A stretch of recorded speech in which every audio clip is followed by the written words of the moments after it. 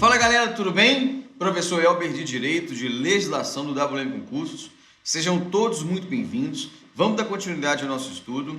Hoje, de grande importância, nós iremos falar de uma lei que, sem sombra de dúvida, vai cair na sua prova, vai cair no seu certame, tá ok? É a nova lei de abuso de autoridade. Isso, né? Professor, mas eu estudei essa lei, né? Ela é a 489865. Não. Essa 489865, ela foi revogada em 2019 pela nova lei. Professor, então qual seja essa lei? É a lei 13869 de 2019. É a nova lei de abuso de autoridade. Então, logo, como nós já falamos, vamos relembrar, vamos falar novamente, para gravar, para fixar, essa lei agora, ela revogou a lei anterior. A lei 4898 de 65, ela não está mais em vigor, então ela não cai mais em prova. O que vai cair na sua prova, sem sombra de dúvida, é a nova lei. É a lei 13.869 de 2019. Então essa é a primeira informação de grande importância para você, beleza?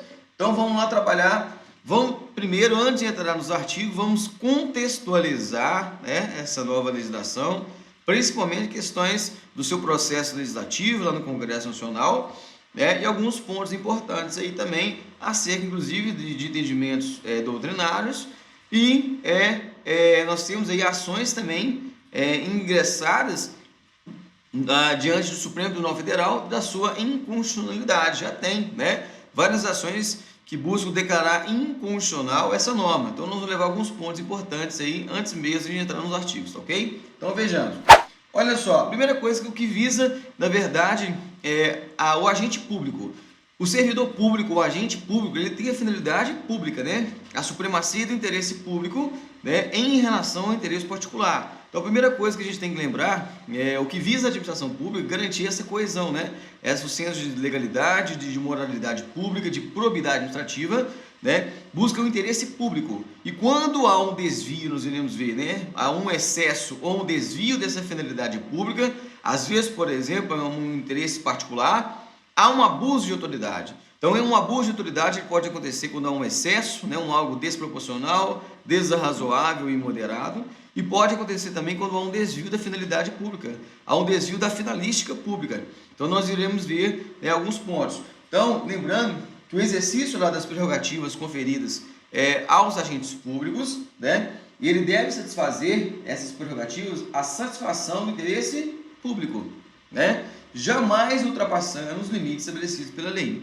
Exemplo, no caso, aí, realizar uma atividade particular, né, durante as atividades públicas. Então, um agente público ele tem a finalidade de exercer atividade pública.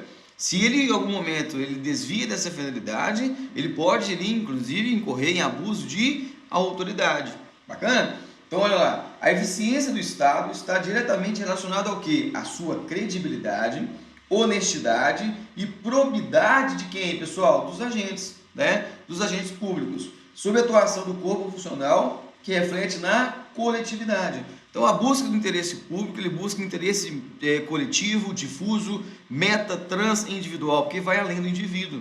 Então, quando o indivíduo ele busca uma atividade particular, ela na vida particular dele. Mas quando ele está no estrito cumprimento do dever, né, público, ele busca a finalidade coletiva e com certas características, ou seja, a credibilidade, a confiança, a probidade administrativa, né, o senso de ética, de pundonor, né, de sentimento de certo, de honestidade e de justiça.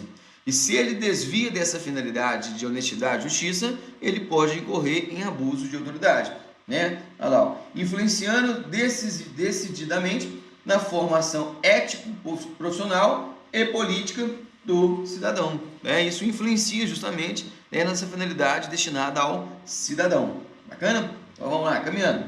E essa lei, pessoal, essa lei de abuso de autoridade, logicamente ela não visa criminalizar aquele agente público que está cumprindo o seu dever, né? Ele trabalha dentro da legalidade, ele trabalha dentro da moralidade pública, da probidade administrativa. Ele visa, na verdade, ele punir, criminalizar aquele que desvia da finalidade, né? Aquele que tem conduta né, é desviante. Olha lá. Então a Lei 13.869 não criminaliza nenhuma conduta legítima, mas ao contrário, mas tão somente aquelas condutas que excedem os limites da sua competência ou quando pratica com ato, com a finalidade o quê? Diversa daquela que decorre explícita e implicitamente da lei. Então, no caso em tela, ratificando já o nosso conhecimento, a nova lei de abuso de autoridade, ela visa coibir, ela visa punir, criminalizar o excesso ou desvio da finalidade pública. Bacana? Então, essa é a ideia. Vamos lá. Então, essa nova lei de abuso de autoridade, ela está agora em vigor, nós iremos ver, né? E vamos estudar uma parte um pouco histórica, né, de contextualizar essa mudança normativa, né? Olha só, contaminados por centenas de casos de corrupção, né, alvo principalmente aí, a polícia, Ministério Público, Poder Judiciário, nessa operação Lava Jato. Olha que interessante, nós tivemos há pouco tempo uma operação, e na verdade ela já tem bastante tempo, ela foi desencadeada já tem anos, né? E ela vem sendo desencadeada pelas polícias, né? Principalmente pela Polícia Federal, membros do Ministério Público e Poder Judiciário, para combater a corrupção. Olha que interessante, para combater a corrupção.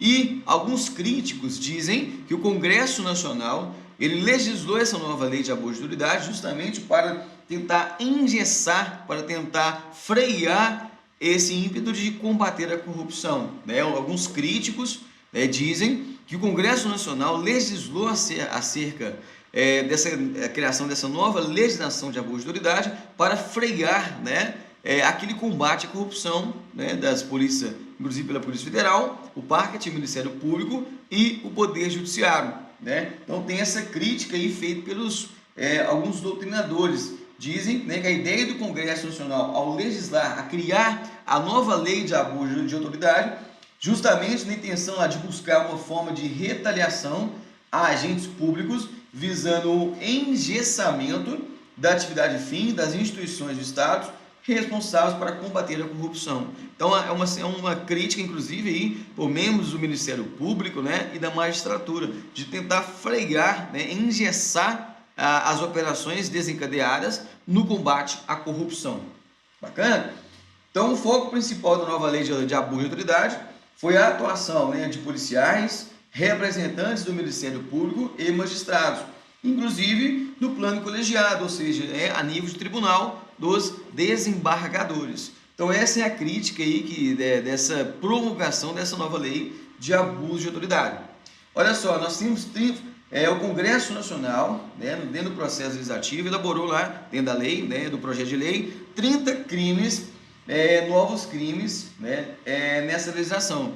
E, logicamente, quando foi para análise do presidente da República, o presidente da República, o que ele fez? Ele fez aquela análise, justamente com a sua assessoria, né, desse projeto de lei, e 7 crimes foram vetados pelo presidente da República, mantidos pelo Congresso. Olha só, o presidente da República ele vetou 7 crimes da nova lei de abuso de autoridade que foram mantidos, né? Voltou esse projeto para o Congresso Nacional após a análise do presidente e foram mantidos pelo presidente da República. E 9 crimes, né, vetados pelo presidente da República foram derrubados pelo Congresso Nacional. A gente chama isso de rejeição do veto. Então, 9 crimes que o presidente da República ele vetou naquela análise, eles foram rejeitados pelo Congresso Nacional. O Congresso Nacional não aceitou o veto pelo presidente da República, né? Ou seja, então entrou em vigor 20 crimes, né, da nova lei de abuso de autoridade. E lembrando, quando esse processo legislativo, chamamos de legística, né, a criação do projeto, ele foi enviado para o presidente para sanção, né? O presidente ele vetou alguns dispositivos, né, do projeto, e o Congresso ele pode rejeitar ou manter aqueles dispositivos. Então, no caso em tela, a última palavra aí é do Congresso Nacional. Então, nesse caso de 30 crimes dentro do projeto do Congresso Nacional, foram enviados para sanção do presidente da República. O presidente da República ele vetou alguns dispositivos, né, que foram mantidos, no caso, 7 vetos do presidente da República, e 9 vetos foram derrubados, ou seja, o Congresso Nacional não aceitou o veto de alguns crimes vetados pelo presidente da República. Ou seja, ao final, foram 23 crimes, né, entraram em vigor, foram mantidos, né, entraram em vigor 23 crimes dos 30 crimes do projeto inicial, né, dado pelo Congresso Nacional. Bacana? Então, isso é importante ter esse conhecimento um pouco de processo legislativo. E ainda dentro do processo legislativo, é bom destacar, né, é importante a gente frisar que esse projeto de abuso de autoridade, ele tramita no Congresso desde 2017. Olha só, desde 2017 está em tramitação. Aí agora, né, em 14 de agosto de 2019, a Câmara dos Deputados pautou em regime de urgência e votação simbólica, com aval dos líderes partidários, o tema de abuso de autoridade. Olha que interessante, né? Nós vamos destacar aqui a pouco. Ela entrou em votação de urgência, uma votação simbólica em 14 de agosto de 2019. O texto foi elaborado no mandato anterior, né? Ou seja, nela desde 2017, e não pela maioria dos parlamentares da nova legislatura. Isso ocasionou o quê? Não permitiu aos novos parlamentares discutirem sobre o tema, em vez que em 2017 eram outros parlamentares. Então, no caso em tela, o projeto era em 2017, dos parlamentares, houve essa mudança dos novos deputados, dos novos parlamentares, que não tomou conhecimento, né, não teve tempo para discutir, ou seja, houve uma votação rápida, célere, né, de urgência acerca da promulgação, da aprovação dessa nova lei de abuso de autoridade, né? E ela foi sancionada em 5 de setembro de 2019, na nova lei de abuso de autoridade. Ela teve um vacatio legis de 120 dias, a gente sabe aí, nas regras da lei de introdução às normas do direito brasileiro, que via de regra o vacatio legis é de 45 dias, salvo se houver previsão expressa em lei. E como houve uma previsão expressa, né, de 120 dias, ela entrou em vigor em dia 3 de janeiro de 2020. Então, de grande importância aí essa contextualização, essa parte histórica da nova lei de abuso de autoridade. Bacana? De grande importância. E lembrando, para destacar, que a nova lei de abuso de autoridade, ela alterou vários dispositivos. Por exemplo, a lei de prisão temporária, a lei de interceptação telefônica, o Código Penal, o ECA e o Estatuto da OAB. Ou seja, a nova lei de abuso de autoridade, ela alterou, ela vem trazendo algumas particularidades, principalmente essas mudanças e essas características dessas legislações penais especiais, além do próprio Código Penal. Então, de grande importância a gente ter dessa nova lei de abuso de autoridade, ok? Então, vamos destacar aí. E lembrando, gente, igual eu falei no começo, né?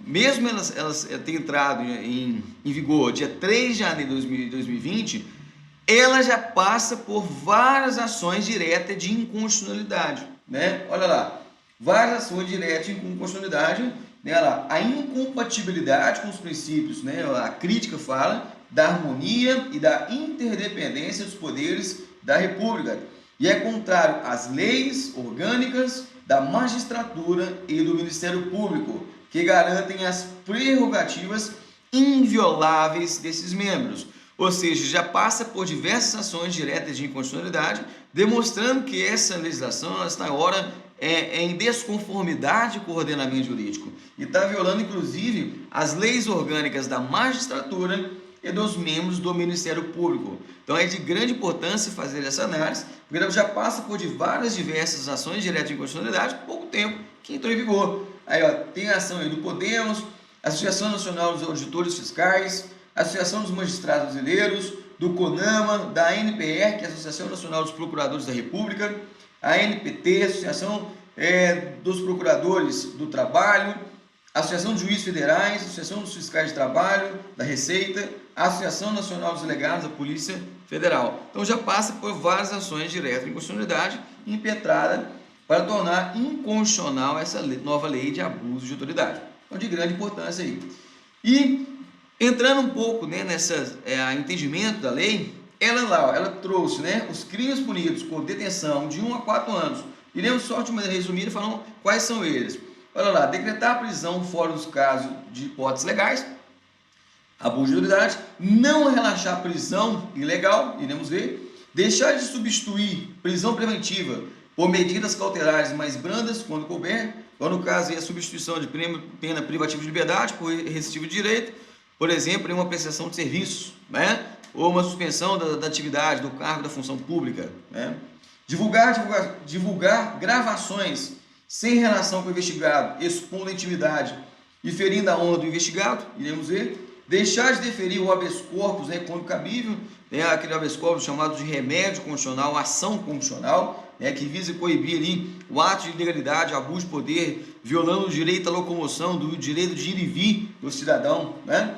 Decretar condução coercitiva sem prévia intimação, há que se ter a devida intimação. Constranger a pessoa detida a se exibir à curiosidade pública, inclusive violando a sua intimidade, a sua vida privada, né?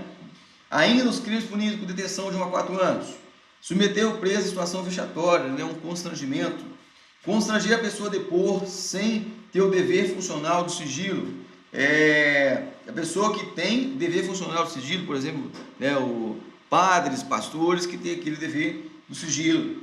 Insistir em interrogatório de pessoa que optou por se manter calado, o direito da presunção de inocência, o direito da não autoincriminação, né, o direito de permanecer em silêncio, umas espécies da presunção de inocência. Insistir em interrogatório sem que o advogado esteja presente, mesmo quando a pessoa exigir o advogado, né, o direito, inclusive, né, de ser assistido pelo advogado. Impedir ou retardar um pleito do preso ou autoridade judiciária. Manter preso de sexos diferentes em uma mesma cela. Aqui viola os normas internacionais de direitos humanos, normas que visam garantir, inclusive, a incolumidade de mulheres, né, no caso em tela, relacionado ao gênero. Colocar criança ou adolescente em cela junto com maiores de idade. Isso também viola normas internacionais de direitos humanos, principalmente a violação do ECA, né, que é o Estatuto da Criança e do Adolescente. Temos também crimes punidos com detenção de 6 meses a 2 anos. Por exemplo, deixar de comunicar ao juiz a prisão em flagrante ou temporária. Sabemos muito bem que a autoridade polícia judiciária, o delegado de polícia, tem 24 horas ali para levar o conhecimento, né, da autoridade judiciária acerca da prisão da pessoa, do cidadão, né? Não comunicar detenção para a família ou preso, direito fundamental, inclusive previsto no artigo 5º da Constituição, né? O direito de comunicar a pessoa da família do preso, no caso de uma prisão em flagrante delito, por exemplo. Prolongar a prisão sem motivo, deixando executar o alvará de soltura e desrespeitando o prazo legal. Logicamente, descumpriu o prazo, né? Deixou de expedir o alvará de soltura e desrespeitando o prazo, né, para colocar a pessoa em liberdade, também configura abuso de autoridade. Não se identificar como policial durante a operação de captura, detenção e captura, não identificou, abuso de autoridade. Não só durante a detenção de captura, também durante o interrogatório. Não identificou também o interrogatório, configura abuso de autoridade. Pessoal, esse primeiro bloco, ele traz essa ideia introdutória, trazendo os aspectos históricos e trazendo essa contextualização acerca dessa mudança, dessa revogação, no caso em tela, da 4898, essa informação de grande importância, a essa revogação da 4898/75, com a nova lei agora de abuso de autoridade, a lei 13.869 de 2019. Vamos finalizar esse bloco e no bloco seguinte já iniciaremos a partir do artigo 1º da nova lei. Bacana? WM Concursos, o nosso objetivo é a sua aprovação. Um grande abraço.